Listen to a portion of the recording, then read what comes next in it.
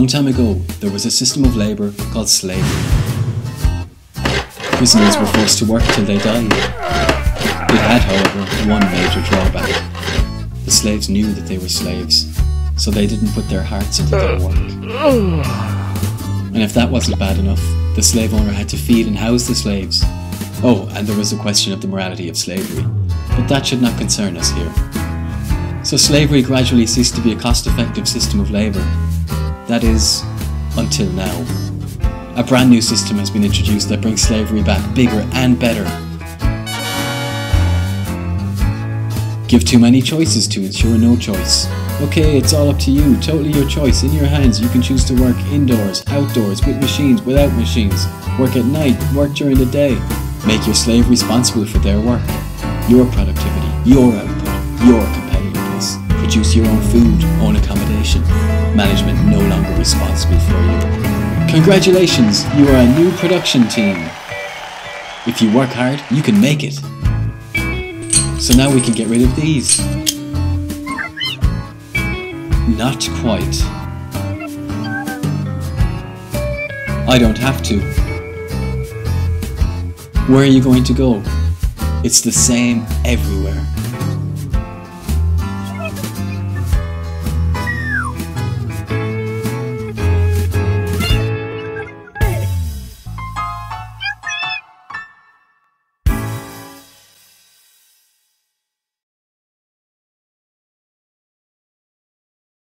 And the mind control of how we just, oh, our government's the good guys. It's tinfoil hat. They might kill somebody when it's on record they've done this over and over again. And then I want to get a Richard Groves take on this and tie it into his whole whistleblower case. So, gentlemen, good to have you here. Thank you for having us on, Alex. Yeah, when I heard about the Michael Hastings case, that was the first thing, you know, well, when the information broke that you know, the feds were following him. That's the first thing I think of is Terrence Yakey. And a lot of people would ask us, you know, it's 17 years on, why are you still investigating the Oklahoma City bombing? Why does it matter? Well, because look at this. If we don't expose these, we don't show people, this continues to happen. This is still a methodology that they will use over and over again. You know, with Terry, he was trying to take some documents to some storage, and he said that the feds were following him. Then that's where they find him dead. He said, I got to go. The feds are on my tail. Yeah. And, you know, they declared his death a suicide, you know, and it was very obvious that it wasn't. I mean, he had the lacerations. All it was Vince Foster style. He had was shot through the top of the head at a far enough distance that it didn't leave powder residue, etc. Yeah, they got back when they did it, yeah. Right, and this was still whenever the official story was formulating in the public mind, and so they couldn't allow any information to come out at that time. It seems like, you know, well, after the operation has occurred, you know, that's okay. But, you know... Right how mad do you think they are that our reporters took over all those Boston bombing press conferences? You know, they shot the guy that knew the Patsy brothers in the top of the head, too. Yeah, well, yeah, I mean, that's getting in on the front end of it. This is where, you know, we're trying to expose this stuff. If they're going to kill me for anything, I think it's that. Well, this is why your show is so important. I mean, who else is putting this information out, you know? So, yeah, I'm just... I don't mean to obsess on it. It's just my gut feels the danger level. Yeah. I feel the angel of death flapping around. I mean, you know, it's... Yeah, but with Terry, kind of interesting, huh? With Terry, he said, you know, when the official story was starting to unravel, he said that's not the way it happened. You know, he was very distraught over that. And, you know, when they said his family's asking questions, they're like, oh, you're just paranoid, you watch too much TV. And, you know, it's all about... What about Browning? They come in his office twice and say, we're going to kill you and your wife. Yeah, and yeah, they basically said, yeah, people that ask questions like you, they end up dead. No, them and their wife end up dead. FBI agent saying that to him, you know, and he knew that was a threat. You know, it was just a blatant threat. And he said again by the water cooler too. Yeah, it's all about intimidation, you know, and just trying to squash the information. I got to be honest. I mean, somebody said that to me, I'd have a lot of trouble not, you know, punching him right in the nose. But that's how cowardly America's gotten. Don has incredible courage to go public. I'm just saying, everybody just grovels to the government. Oh, threaten to kill me. That's wonderful. Well, and this is part of why we wanted to make State of Mind, is because once A Noble Lie came out, we were asking, why don't more people question these events? You know, and so we really wanted to look at the mechanism that put people into, you know, conditioning and under a level of control where they don't question, where they just, you know, accept authority without question. And so we really wanted to break down the methodology of how it's done, not just the We'll talk about mind control. People in national security, because I've talked to so many of them, friends, family, others, they're told, you ever don't do what we say, we're going to kill you. And it's this attitude of they're allowed to kill us. I mean, it's just, it's amazing. Yeah, oh, it's for the greater good, you know. It's like, yeah, sometimes they might have to kill Americans. It's you know, and we don't need to know about it because, you know, the government knows best. You know, and that whole mindset, where did that really solidify in people's minds? You know, we find that in public education, this is really where it starts. It's not about learning to think critically, using logic and reason. I mean, I had to deprogram myself after I got out of school and teach myself how to think, because it was all about accepting authority and regurgitating useless facts so you become a cog in the machine. Tell us about your experience as a whistleblower. My experience as a whistleblower started out being a naive corporate worker. So I'm there just trying to, you know, live up to the standards that I was brought up with through American culture. And then when you get into, you know, the workplace and you're surrounded by people who might not have the same values, because I come from the Midwest, we have a different set of values than people in New York City. When you see things that are unseemly, when you see things that are illegal and you blow the whistle under protection, you expect protection from your corporation, not a standard operating procedure to fire you, to terminate you. And so, you know, going to court, I thought, well, I'm going to get justification. I'm going to present evidence. Going to the media, I thought maybe they would cover the story. And after proving everything in court and going to people like Lowell Bergman, who said, yeah, there's valid information here, but we can't cover it. And so then I just started to discover alternative media to go out and look beyond what I was being force-fed through the Wall Street Journal or, you know, USA Today is what they give you at the hotel, right? And I started reading into things like Foreign Affairs, where you can see, you know, these people have a transnationalist agenda. They're here to collectivize America. They're here to undermine our education, and they do it also, they reinforce it through TV and corporate media.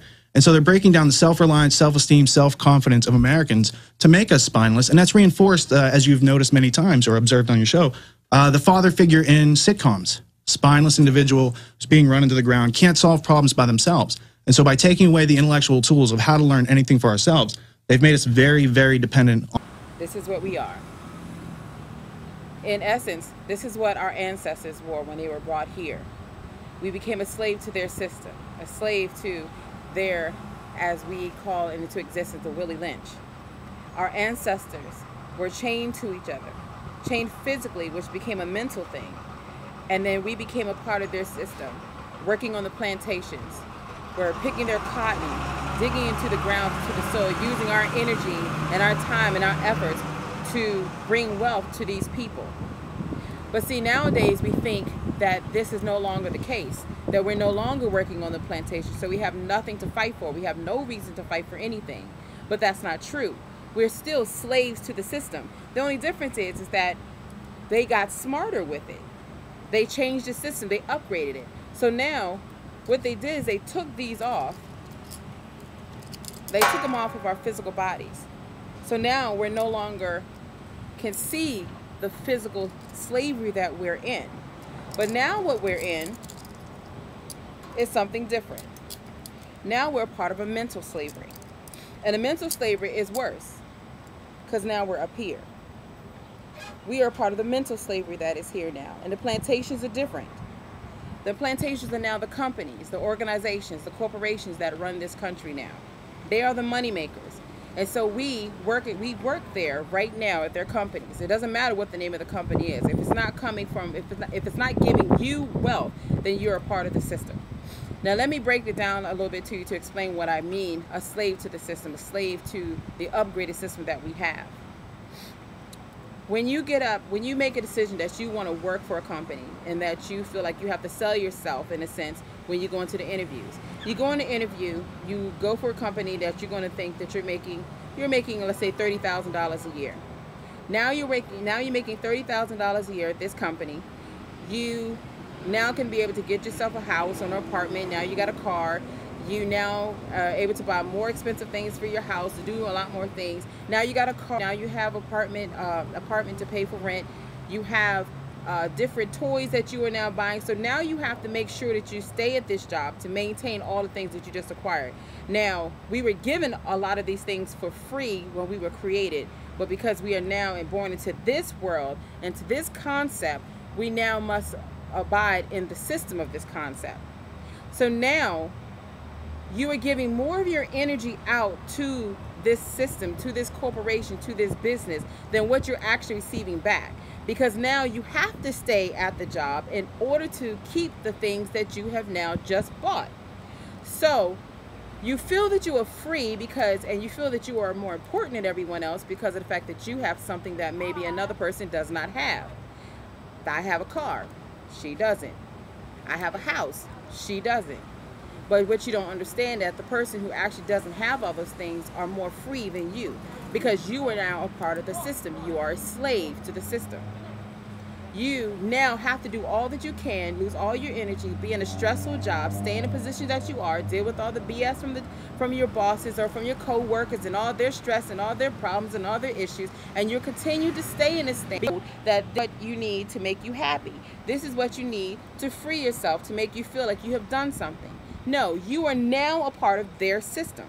You are now a part of their consciousness and in their world, because in their world, that's what freedom is. That's what wealth is.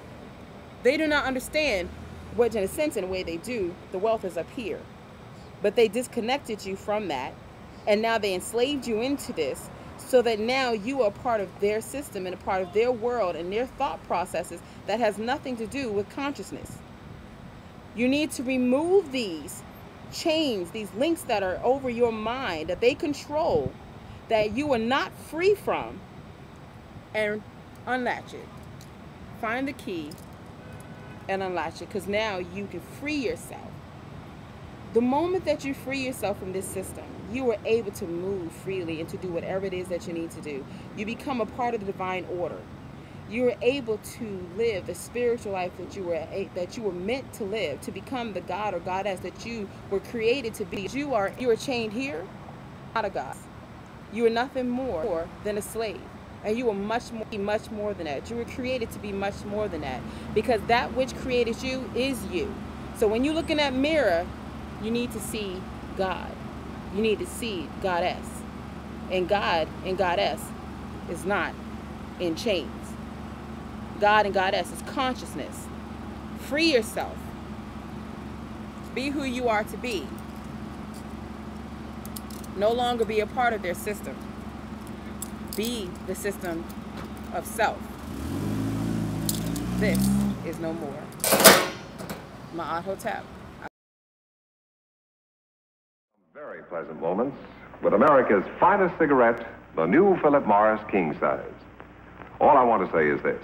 If you haven't yet tried this new King Size Philip Morris, well, you're missing the most wonderful cigarette made in America today. There's a special quality of throat comfort, a gentleness, a deep, full, rich flavor in this new King Size Philip Morris you just won't find in any other brand. So get acquainted with this great new King Size Philip Morris. Buy them by the carton. And remember, if it's Philip Morris, King Size or regular, your throat can tell it's America's finest cigarette.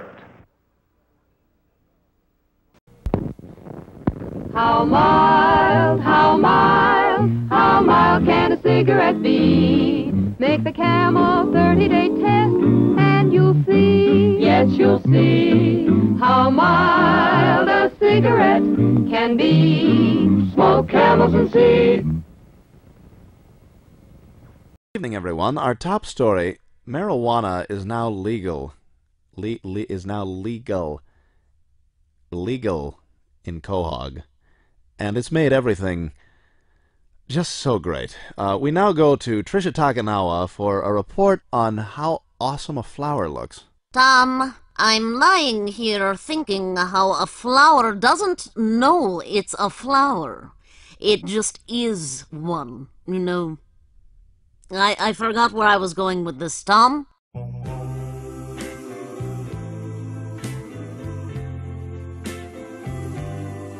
To those who received both the full-size room and the EPA estimated 36 highway mile per gallon Buick LaCrosse with e-assist, enjoy. To those who sacrificed one for the other, there's still time. During the Buick holiday event, get 0% financing for 60 months or $2,500 on LaCrosse.